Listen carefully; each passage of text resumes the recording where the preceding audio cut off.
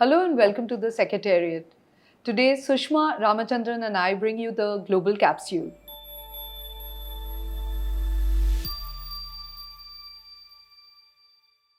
Well, today we're going to focus on three key issues: Trump and Modi phone call, the US administration's sanctions on Russian oil majors Rosneft and Lukoil, and the upcoming ASEAN Summit. Sushma, let's start with the phone call that happened between United States President Donald Trump and PM Modi.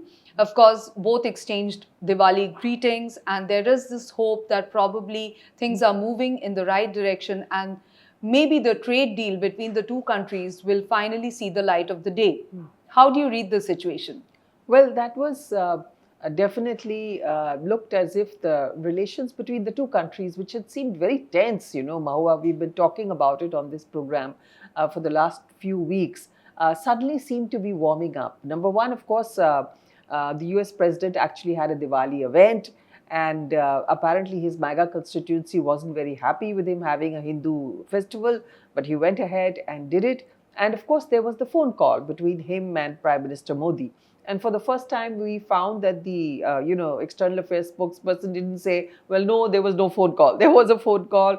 They exchanged warm Diwali greetings. And there seemed to have been some discussion on trade, according to Donald Trump. He said that, we had some discussion on trade. Prime Minister Modi is interested in it, and we're likely to reach some agreement. And he also talked about oil. And he said that, I think they're going to stop, buying Russian oil very, very soon. New Delhi has maintained that no other country, no third party will have any kind of a say as in its foreign affairs from where it purchases oil or other kind of issues. How do you see this situation? Will it lead to New Delhi purchasing less of Russian oil? Well, the situation has now changed very dramatically, Mahua. It's no longer just a case of the United States telling India that, don't buy Russian oil. As of till now, the situation had been that there were no sanctions on purchase of Russian oil. So even European countries were, still importing some amount of oil and natural gas. The only thing that had been imposed by the Western countries was that you had to have a price cap. You couldn't buy above, say, $60 per barrel, which India was adhering to. And we said, they said, we're abiding by your rules. But now what has happened is that the United States, and this is, by the way, a step taken after the European Union, which has just taken it, the US has imposed sanctions on two major oil-producing companies of Russia, Rosneft and Lukoil. They are the two they are private companies. They produce most of Russia's oil, and they are saying that if you buy from these companies, then we will impose sanctions on you. So that makes the situation completely different. Now you will have a situation whereby if Indian refineries buy oil from these companies, then they will have to face sanctions, because the United States has the most powerful currency in the world, the dollar, and controls international financial transactions. It's very difficult for refineries, Indian banks to carry out transactions as far as all their purchases of oil are concerned. Maybe not with Russia, but all their other transactions will be affected. But what kind of impact will it have on global oil prices? Because Russian President Putin came up and made a statement saying that it's going to be very difficult to fill up the gap if the sanctions are followed. So if you block the supply of Russian oil from the market, now don't forget the immediate impact on China has been, China has said that we will not buy Russian oil via seaborne trade. That is not from cargo, from containers. But they have a system by which they are also importing Russian oil via pipeline, overland pipeline. So they are continuing to take that, but they won't take it via these tankers because payment in the tankers is going to become a problem. If this oil goes off the market, then suddenly you have a shortage in availability, and you suddenly have a situation where prices will go up. Prices of the benchmark Brent crude have already risen by 5% to $66 per barrel. They were about a week ago, they were just $61 Yes. per barrel. Yes. And also, Mahua, there's a difference in the sanctions imposed by the EU and those imposed by the US.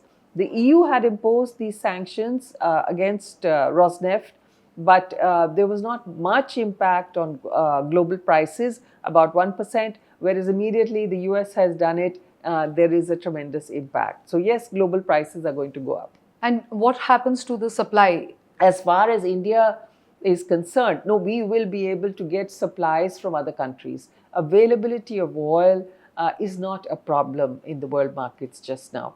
But as far as sanctions is concerned, that's something, an economic issue. Embargoes can be placed against us, our financial transactions can be stopped. So therefore, probably within the next month or so, you will find refiners cutting back on their purchases of Russian oil. Now, do you think this works for India, considering that the US has been putting pressure on India to reduce its oil purchase? This willy-nilly will sort of put pressure or would lead to Indian refiners buying less of Russian oil? It will, definitely, immediately. They have no option but to stop. The biggest problem will be of the Nayara Energy Refinery, which is owned by Reliance Industries. And that has actually a tie-up with Rosneft so that they use only Russian crude. A lot of this Russian oil, India doesn't buy oil directly from Rosneft or Lukoil. We buy through intermediaries. So we can go through some intermediaries, shipping companies or agents and brokers who will say, we're just buying you oil from various places and get that. So there are ways to circumvent it, which probably China will also do. So there will be some withdrawal of Russian oil. This will push up prices, but ultimately the amount of oil that we're getting, which is about 35% of our total, quantity that we import, is probably going to go down to at least 10 to 15%. There was a lot of expectation that finally the Modi-Trump meeting will happen. In-person meeting. Of course, now Prime Minister Modi has said that he's going to attend the ASEAN Summit virtually. Do you think this is a missed opportunity, or was it again a very well thought out decision from Mr. Modi's part to avoid meeting Trump in person? At this too, I think this is a very well thought out strategy, because I think it was important for the Indian Prime Minister to attend the ASEAN Summit. But I think meeting President Trump at this stage, when the trade negotiations are at a very delicate stage, was probably considered not a good idea.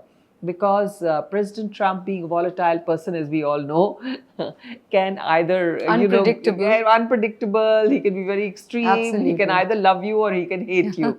So probably it was thought, the better part of valor is to retreat. And so I think it's a wonderful idea that Prime Minister Modi will actually address the ASEAN Summit virtually. So he'll make his speech there. So he has been there. And yet, and External Affairs Minister will be there to represent India at the highest level. So I think this is a fairly good via media. So the other thing about the ASEAN Summit, Mahua, which is of interest to both of us because we are women, is the fact that the Japanese Prime Minister, yes, absolutely, the new woman Prime Minister, the first woman Prime Minister of Japan, is going to be probably there at the ASEAN Summit. And there is a hope that the ties, of course, between India and Japan, which were very strong under Shinzo Abe, and Shinzo Abe was her mentor, will further deepen, considering investments have been high from Japan, and at this point there is a lot of collaboration, economic engagements, and Japan is also looking at India for talent hunt. I mean, they're hoping that more and more Indians go to Japan to sort of man their industries, their factories and things like that. So that is it from us this week. See you next week. Thank you for joining us.